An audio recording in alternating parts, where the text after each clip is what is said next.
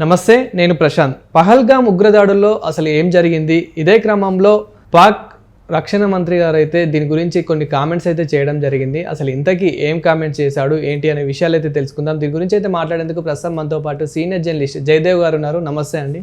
నమస్తే అమ్మా. సార్, ఇప్పుడు ఈ ఉగ్రదాడులకు సంబంధించి పాక్ రక్షణ మంత్రి గారు అయితే కొన్ని కామెంట్స్ చేయడం జరిగింది. అసలు ఇంతకీ ఏం కామెంట్స్ చేశాడు ఏంటి? యాక్చువల్గా ఇది మొన్న పహల్గామ్ జరిగిన ఇన్సిడెంట్ వల్ల యుద్ధ వాతావరణం కమ్ముకుందని మొత్తం ఇష్యూస్ వస్తున్నాయి. యుద్ధ వాతావరణం కమ్ముకుందో లేదో తెలియదు, కానీ భారత ప్రభుత్వం మొత్తం చాలా సీరియస్గా తీసుకుంది. ఎవరెవరైతే ఈ ఘాతుకానికి ఒడిగట్టారో వాళ్ళని ఎవరిని విడిచిపెట్టేది లేదని ప్రధాని మోదీ చెప్పారు. అండ్ ప్రపంచ దేశాలు కూడా ముక్త కంఠంతో ఖండించే, మోదీతో ఫోన్లో మాట్లాడి మీ వెనక మేమున్నాము, సపోర్ట్గా ఉన్నామని అమెరికా అయితే క్లియర్ కట్గా చెప్పేసింది. అలాంటి అసలు ఉగ్రవాదాన్ని పెంచి పోషించే ఏ దేశాన్నైనా మీరు వదలొద్దు అన్నట్టుగా కూడా మేము క్షమించు అన్నట్టుగా చెప్పింది.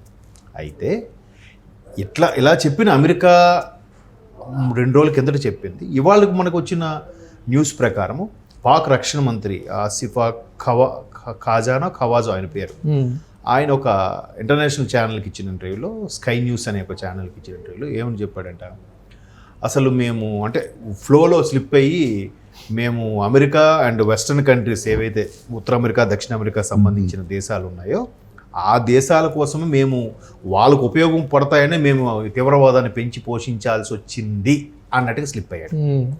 అంటే గతంలో ఇదే అమెరికా ఈ తీవ్రవాదాన్ని ఉపయోగించుకుంది. Not only America, western countries కూడా మమ్మల్ని ఈ విధంగా పావుగా వాడుకున్నాయి. అంటే సుపారీ తీసుకుని చేసినట్టుగా. ఇప్పుడు చూసారా ఊర్లలో సుపారీ తీసుకుని అలాంటి కాల్ చేయి తీసి అని చెప్పి హైదరాబాద్లో కూడా కొన్ని సంస్థలు ఉన్నాయంటే అప్పట్లో వార్తలు వచ్చాయి. అంటే ఇతర దేశాల్లో కూడా యుద్ధాలు జరిగినప్పుడు ఇంకా ఇతర సమస్యలకు కానివ్వండి, సో వీళ్ళని వాడుకున్నారు. వాడుకున్నారు. అంటే అక్కడ ఉద్రిక్తతలు లేపడానికి, లేదంటే అక్కడ వాళ్ళకు తగువులు పెట్టడానికి, గొడవలు వచ్చేలాగా, చిచ్చురైపోయేలాగా చేయడానికి, వీళ్ళు పెంచి పోషించడానికి అది ఉపయోగపడింది. అంటే ఆల్మోస్ట్ ఆల్ ఫండ్స్ ఇచ్చే ఉంటారుగా, మీరు ఎలాంటి తయారు చేయండి, వీళ్ళు అంటే ప్రాణభీతి ఉండకూడదు, కావాలంటే వాడు దొరికాడంటే చచ్చిపోవాలి. అయితే ఏదైతే ఈ ఉగ్రవాదాన్ని పెంచి పోషించడానికి వాళ్ళు తాయిలాలు ఇచ్చారో వెస్ట్రన్ కంట్రీసే, దానివల్ల మేము పెంచి పోషించాం అనుకున్నారు. కానీ వాళ్ళు పెంచిన పాము వాళ్ళకి తిరిగి కాటేస్తుందని అనుకోలేదు. ఇప్పుడు బలూచిస్తాన్ ఒక ఇష్యూ అలాగే అయ్యింది. ఏదైతే వీళ్ళు పెంచి పోషించారో తర్వాత అమెరికా లాంటి దేశాలు అవమానకరంగా చేశాయో, అమెరికాలో ఎక్కడ ఈ మతస్థులకు సంబంధించి ఎవరు వెళ్ళినా కూడా ఫస్ట్ వాళ్ళు పాస్పోర్టు వాళ్ళని కూలంకుషంగా తనిఖీ చేసి బయట ఒక రూమ్లో తీసుకెళ్ళి ఇన్వెస్టిగేట్ చేసి తీసుకెళ్తారట. ఇదే అవమానము కమల్ హాసన్కి జరిగింది, షారుఖ్ ఖాన్ కూడా జరిగింది. కమల్ హాసన్ అని పేరు ఉండడం వల్ల ఆయన్ని కూడా ఎంక్వైరీ చేశారట అమెరికా లాంటి దేశాలు. పైగా వాళ్ళ సెలబ్రిటీలు, పైగా వాళ్ళ సినిమాలు కూడా అక్కడ ఆ దేశంలో రిలీజ్ అయినప్పటికి కూడా వాళ్ళని అవమానకరంగా చేశారని గతంలో వార్తలు చూసుకున్నాం. అంటే ఎవరైతే పెంచి పోషించారో వాళ్ళే మళ్ళీ మా అవసరం తీరిపోయింది కదా తుంచేయాలన్నట్టు కూడా జరిగింది. సో అలాంటి కక్ష పెరగడం వల్లే ఒసామా బిన్ లాడెన్ లాంటి వాళ్ళు కూడా WTC టవర్లు అటాక్ 2001లో ఏదైతే అటాక్ జరిగిందో అది కేవలం సెప్టెంబర్ 11, 2001లో 2001లో. సో ఇట్లాంటిది పెంచి పోషించి మళ్ళీ మీరే మాకు అవమానకరంగా హీనంగా చూసిన నేపథ్యంలో అమెరికా వాళ్ళ మీద ఇటువంటి తీవ్రవాదులు అటాక్ చేశారు అన్నట్టుగా వార్తల్లో ఉంది.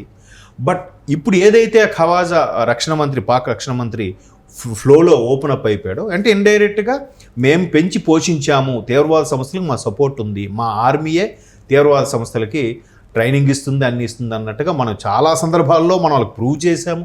ఈవెన్ కసబ్ లాంటి దుర్మార్గులు వచ్చి మనకు ఓచకోత కోసినప్పుడు ముంబై తాజ్ హోటల్ ఘటనలో అప్పుడు కూడా వాడి మూలాలు అక్కడ ఉన్నాయని చెప్పి వాడి ఇంటికి కూడా లెటర్ పంపించారు. మీ వాడు ఇలా దొరికిపోయాడు, ఇంత దుర్మార్గుడు, ఇంతమందిని ఓచకోత కోసాడు, వీడికి పలానా తేదీని ఉరి తీస్తున్నాం అని కూడా చేస్తే అటు నుంచి రెస్పాన్స్ లేదు.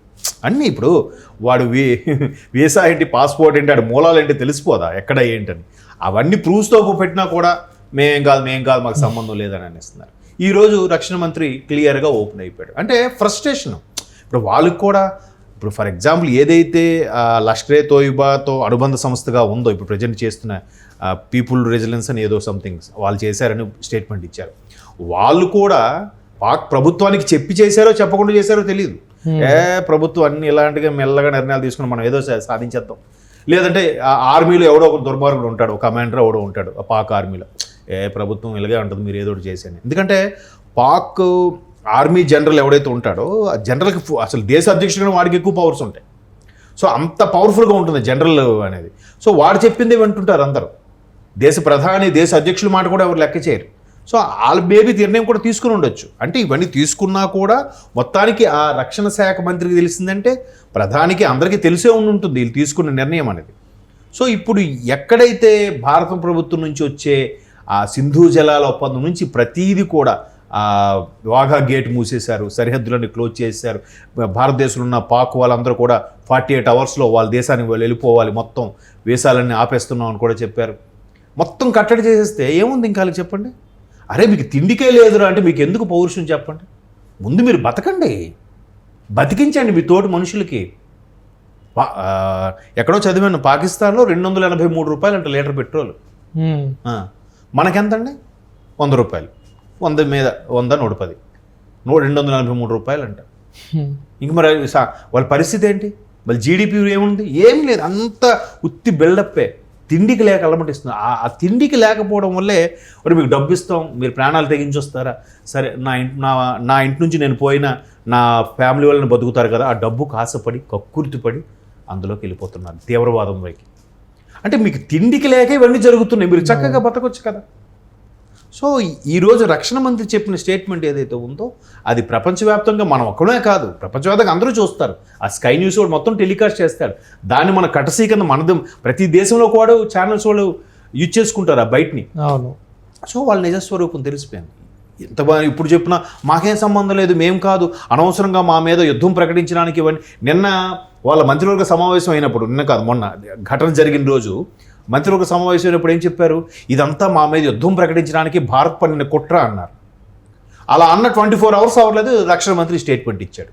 అంటే ఇండైరెక్ట్గా వాళ్ళే తీవ్రవాదాన్ని పెంచి పోషిస్తున్నట్టేనా? మరోవైపు బలూచిస్తాన్ వాళ్ళు సెపరేట్ దేశం కావాలని, వాళ్ళ దేశంలోనే వాళ్ళు సెపరేట్ రాజ్యం కావాలని వీళ్ళ ఆర్మీని, మిలిటరీని తగలబెడుతున్నారు. మొన్న మిలిటరీ లారీ వెళ్తుంటే ఒక 40 మంది జవాన్లు ఉన్నది కానీ కాల్చేశారు బలూచిస్తాన్ పాక్ ఆర్మీ వ్యాన్ని. సో అంతర్గత కుమ్ములాటలు, కరువు ఒక పక్క, అన్ని రేట్లు పెరిగిపోతున్నాయి, తిండికి లేదురా అని అంటుంటే మీకు ఎందుకు ఈ పనికిమాలిన పౌరుషము, లేనిపోని తీవ్రవాదం ఇవన్నీ అవసరమా? దీనివల్ల ఏమవుతుంది? ప్రపంచ దేశాల్లో మీ దేశం నుంచి, పాకిస్తాన్ నుంచి ఎవరు ఎక్కడికి వెళ్ళినా వాడి ముందు కూలంకుషంగా వాడి టాప్ టు బాటమ్ స్కాన్ చేస్తారండి. అవును, నువ్వు అక్కడ నుంచి వచ్చావు, నువ్వు ఇదేనా, ప్రతి ఒక్కరు ఇంకా అదే యాంగిల్లో చూస్తాడు. పాకిస్తాన్ అనేసరికి వీడు టెర్రరిస్ట్ అన్నట్టుగానే చూస్తారు. అంటే ఒక్కరు చేసిన తప్పుకి ప్రతి ఒక్కరు శిక్ష అనుభవించాలన్నట్లు అందరూ అనుభవిస్తారు. ఇప్పుడు తిండికి ఉండట్లేదు, ఇప్పటికే కరువు ఉంది, రేట్లు పెరిగిపోయాయి. ఇలాంటి సందర్భంలో మీరు తీవ్రవాదం ఇంకా పెంచి పోషిస్తూ వల్ల మళ్ళీ దానికి సింపుల్గా ఎలా చెప్తున్నాడు ఆయన? మేము అప్పుడు దానివల్ల అలా చేశాము, ఇరుక్కుపోయాము, సోవియట్ యూనియన్ రష్యా విడిపోయినప్పుడు కూడా దానికి యాంటీగా మేము పనిచేసాము, అప్పుడే కానీ అలా చేయకపోయింటే ఇప్పటికి పాకిస్తాన్ ఎక్కడో ఉండేది. ఇప్పటికైనా మించిపోయింది ఏముందిరా? మీతో పాటు చాలా దేశాలు, కొన్ని టర్కీ లాంటి ముస్లిం దేశాలు ఎంత డెవలప్ అయ్యాయి. అబ్బాయి దుబాయ్ ఉంది, ముస్లిం దేశం కాదా? షార్జా అవన్నీ కూడా ముస్లిం దేశాలు, యుఏఈ ముస్లిం కమ్యూనిటీ, అవి ఎంత డెవలప్ అయ్యాయి. మరి మీరెందుకు అవ్వట్లేదు? దీనివల్లే. అంటే మీ బాడీలో చెద పట్టేసింది కాబట్టి బాడీ మొత్తం కొరుకు తినేస్తుంది అది. సో ఆ రక్షణ మంత్రి ఓపెన్ స్టేట్మెంట్ మాత్రం మొత్తానికి ఒప్పుకున్నట్టేగా. సో ఇప్పుడు ఆ పరిణామాలు ఏంటో చూసి ఎవరికి వీళ్ళు మొరపెట్టుకుంటారు? అయ్యా మమ్మల్ని రక్షించండి, మహా అయితే రక్షిస్తా, చైనా వాడు కూడా రక్షిస్తాడేమో వాడికి, ఎందుకంటే వీడి దేశం కావాలి, మెల్లగా వీడికి హెల్ప్ చేసినట్టు చేసి వాడు ఆక్యుపై చేయాలని చూస్తున్నాడు కాబట్టి. సో చూద్దాం ఇది ఇంకా ఇటువైపు తీసుకెళ్తుందో అనేది. Thank you sir.